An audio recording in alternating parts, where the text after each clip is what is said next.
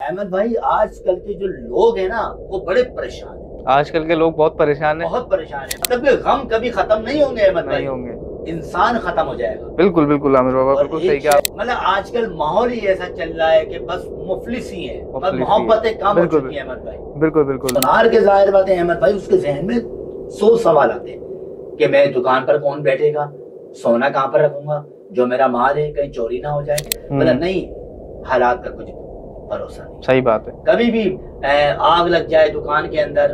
जब वो अपने बेडरूम के पास जाता है और दोनों बातें कर रहे होते हैं तो फिर वो अपना मोबाइल चेक करता है, जो कैमरे में नजर आ रहे हैं और हमें बेडरूम पे नजर नहीं आ रहे। तो जानते हो अहमद मौलाना ने क्या कहा कि ये जिन्नात है, जिन्नात।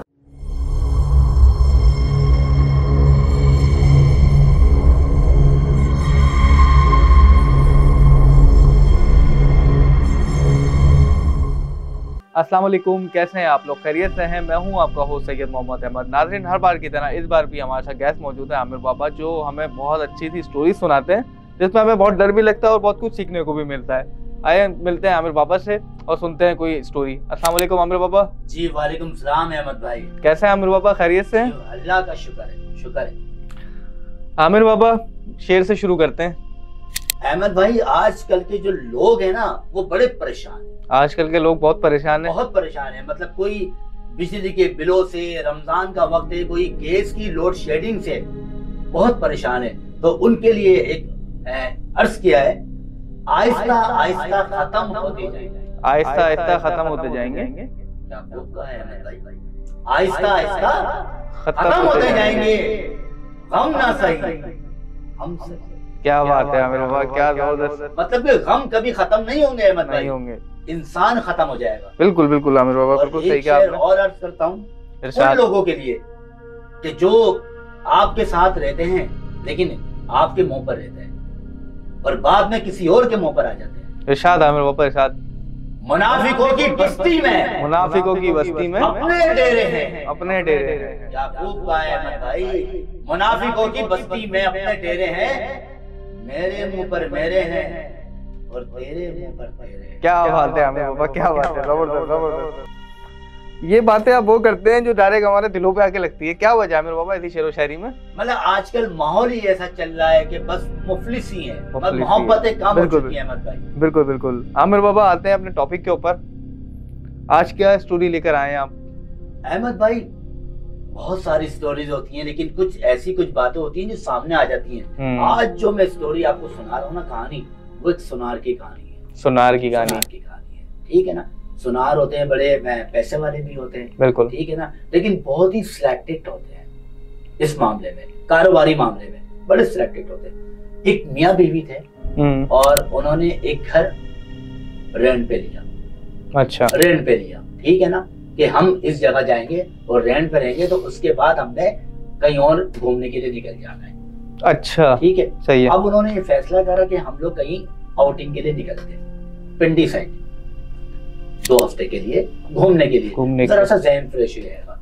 तो उसकी बीवी ने बोला, ये तो तुम्हारा बड़ा अच्छा फैसला है, चलो ठीक है, हम लोग तैयारी करते हैं। लेकिन जब वो तैयारी करने लगे, अब वो सुनार है, तो सुनार के जाहिर बात है अहमद भाई, उसके जहन में 100 सवाल आते हैं कि मैं दुकान पर कौन बैठेगा, सोना कहाँ पर रखूंगा, जो मेरा माल है कहीं चोरी ना हो जाए, कहीं दुकान में आग ना लग जाए। सही। तो उसने अपनी बीवी को बोला कि जो मेरी दुकान पर सोना रखा हुआ है इसको मैं अपने कमरे में लॉकअप में कर देता हूँ, उसी किराए के घर में, किराए के मकान में। तो उसने बोला, उसकी बीवी ने बोला, अरे कोई बात नहीं, जाने दो, वहां पर हमारे जो काम करते हैं वो देख लेंगे। बोला नहीं, हालात का कुछ भरोसा नहीं। सही बात है। कभी भी आग लग जाए दुकान के अंदर और अगर चोरी हो जाए, वारदातें हो जाए, हम तो यहाँ होंगे नहीं, हमें कौन बताएगा। तो उसने दुकान से अपना सारा सोना उठा के अपने कमरे में जो अलमारी थी उसमें लॉक कर दिया। सही है। अब वो मुतमईन हो गया। जब उसने अपनी पूरी तैयारी कर ली, सब सामान पैक कर लिया, आखिर वो सुनार है, उसके जहन में तो चलता ही रहता है।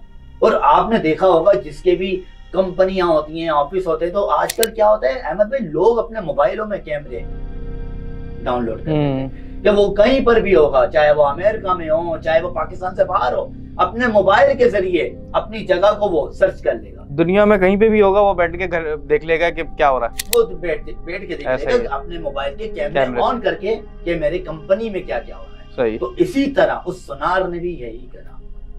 उस सुनार ने मोबाइल ऑन किया, मोबाइल ऑन करके उसने कैमरे डाउनलोड किए और कैमरे डाउनलोड करके वो अपनी बीवी को बता रहा कि देखो कि यही घर है ना, और इसी घर के अंदर यही हमारा बावर्ची खाना है, यही हमारा ड्राइंग रूम है, और ये हमारा लॉन है, और यही हमारा बेडरूम है।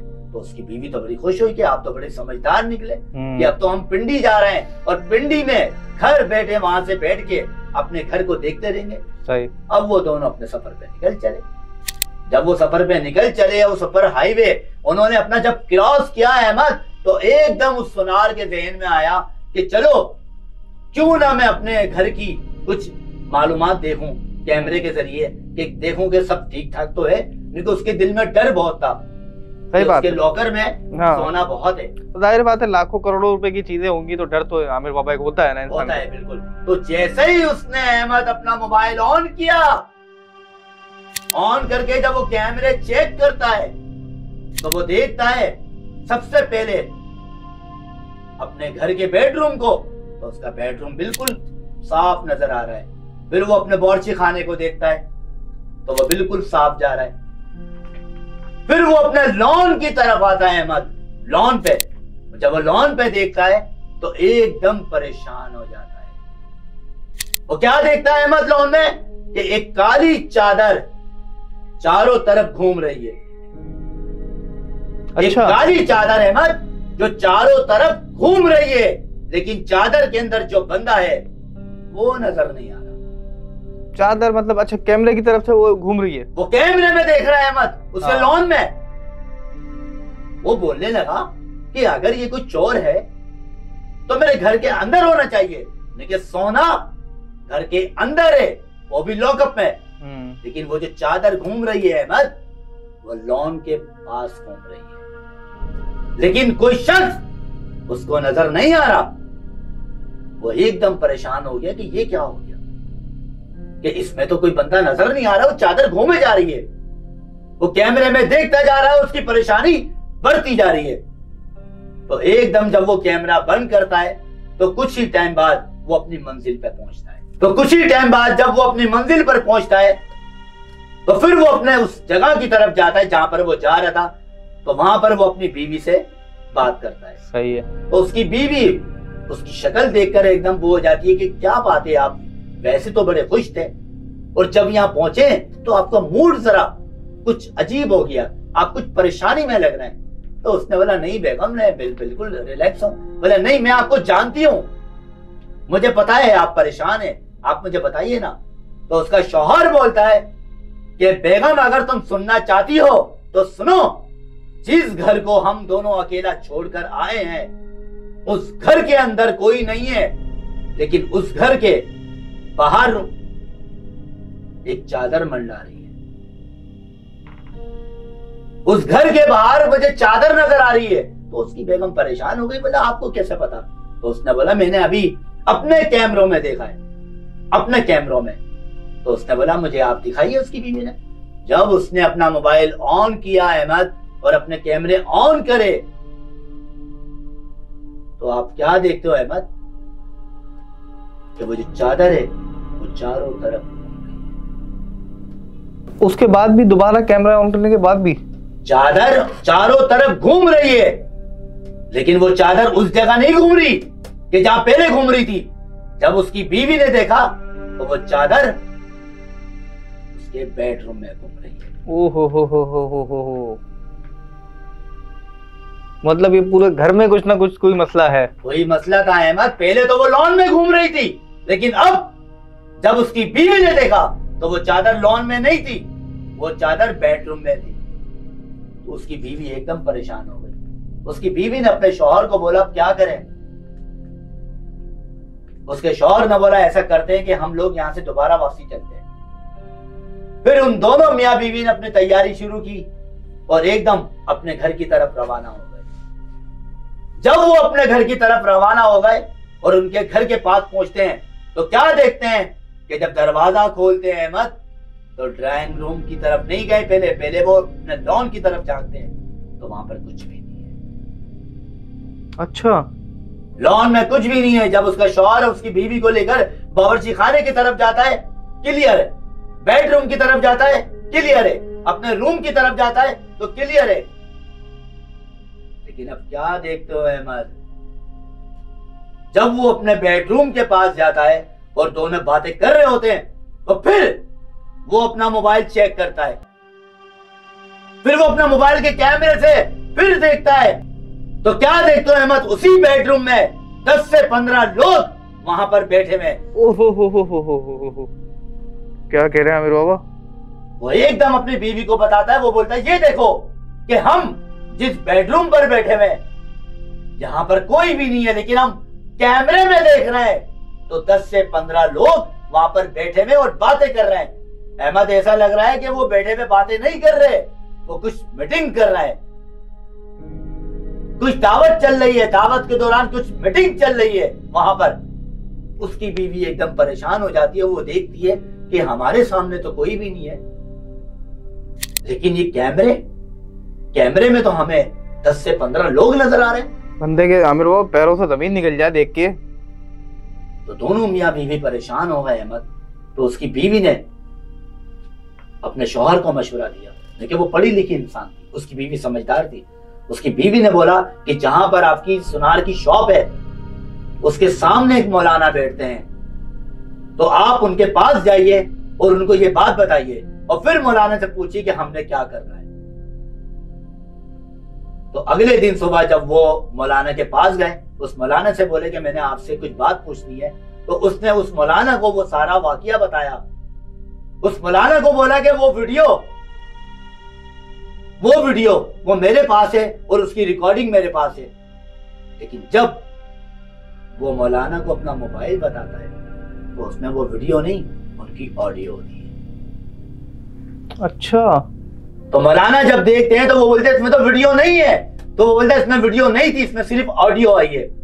लेकिन ये जो ऑडियो आई है अहमद, उनकी जो बातें हैं वो उसको समझ में नहीं आ रही, वो उनको समझ में नहीं आ रही। तो उस मौलाना ने क्या कहा, मोबाइल मुझे दो।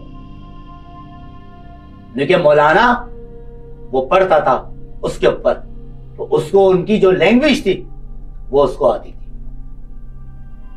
जब मौलाना ने उसका मोबाइल लिया और जब उन 15 अफराद की जब बातें सुनी हैं, तो उस आदमी को क्या कहा कि तुमको पता है ये लोग क्या बोल रहे हैं?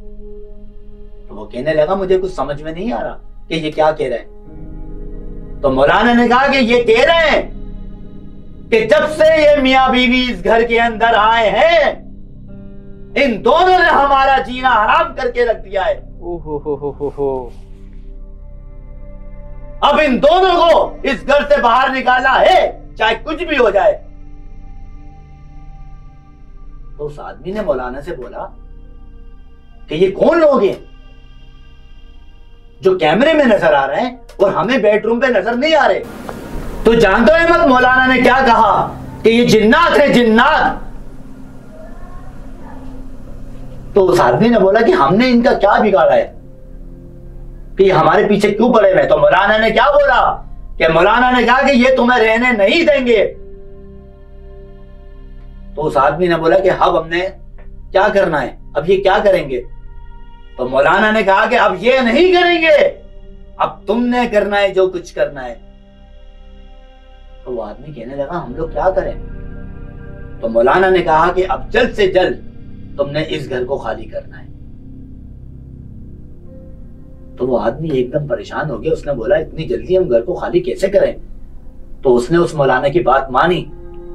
जब वो जाने लगा तो उसने मौलाना से पूछा कि मौलाना साहब इस घर में जिन्नात कैसे आ गए, इसकी वजह क्या बनी?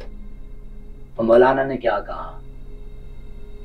मौलाना ने कहा अहमद जब ये घर बना नहीं था तो इसके अंदर एक कुआं था, कुआं पानी का, जहां से पूरा मोहल्ला पानी भरता था। तो एकदम कुएं से पानी आना बंद हो गया तो मोहल्ले वालों ने इस कुएं को बंद कर दिया, इसके ऊपर सीमेंट लगवा दी थी।